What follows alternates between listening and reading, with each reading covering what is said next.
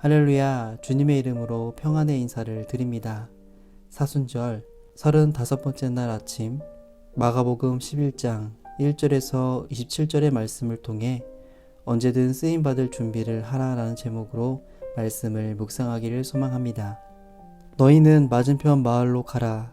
그리로 들어가면 곧 아직 아무도 타보지 않은 나귀 새끼가 매어 있을 것을 보리니 풀어 끌고 오라. 만일 누가 너희에게 왜 이렇게 하느냐 묻거든 주가 쓰시겠다 하라. 그리하면 즉시 이리로 보내리라 하시니. 예수께서 십자가를 지기 위해 드디어 예루살렘에 입성하는 날, 예수님은 두 제자에게 타고 가실 나귀 새끼 한 마리를 준비하도록 지시하셨습니다. 그런데 그 준비 과정이 황당했습니다. 예루살렘 주변의 마을에 들어가 눈에 띄는 나귀 새끼 한 마리를 무작정 끌어오라고 말씀하신 겁니다. 만일 누가 당신들 도대체 지금 뭐하는 것인가요? 라고 따지면 주님께서 필요하시답니다 라고 대답하도록 지시하셨습니다. 그러면 그곳 사람이 순순히 나귀를 내어줄 거라고 하시면서 말입니다. 이 황당한 말씀에도 제자들은 순종했습니다. 모든 것이 정말 예수님의 말씀대로 이루어졌습니다. 그런데 지금 늘 걸어 다니시던 예수님께서 왜 갑자기 올라탈 짐승이 필요하셨을까요? 그것은 예수님 자신이 하나님께서 보내신 진정한 왕이심을 보여주기 위함이었습니다. 하지만 예수님은 멋진 말이나 가마를 타신 것이 아니라 나귀 새끼, 즉 왕이 타기에는 너무 초라한 짐승을 타셨습니다. 게다가 성경은 이 나귀 새끼를 이렇게 설명합니다. 아직 아무도 타보지 않은 나귀 새끼. 이 말은 이 나귀가 상당히 어릴 뿐만 아니라 아직 사람을 태우기는 훈련이 되지 않았다는 뜻입니다. 이런 연약한 나귀 새끼를 타고 가실 예수님을 상상해 보십시오.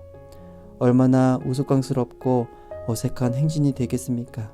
하지만 이것은 예수님께서 평소에 말씀하신 것처럼 세상의 권력자들과 같이 높은 자리에서 백성 위에 군림하지 않으시고 오히려 자신을 겸손하게 낮추고 섬기는 분임을 보여주기 위함이었습니다.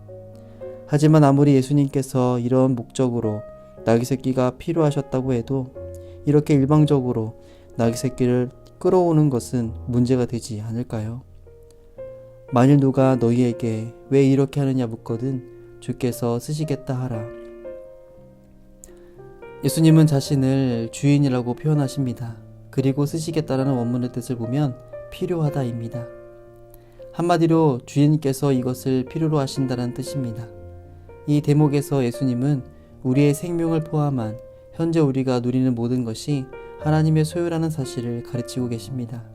다시 말해 우리는 하나님의 것을 잠시 사용하고 있을 뿐입니다. 그러니 언제든지 하나님께서 반환을 요구하시면 지체 없이 모든 것을 되돌려 드려야 합니다.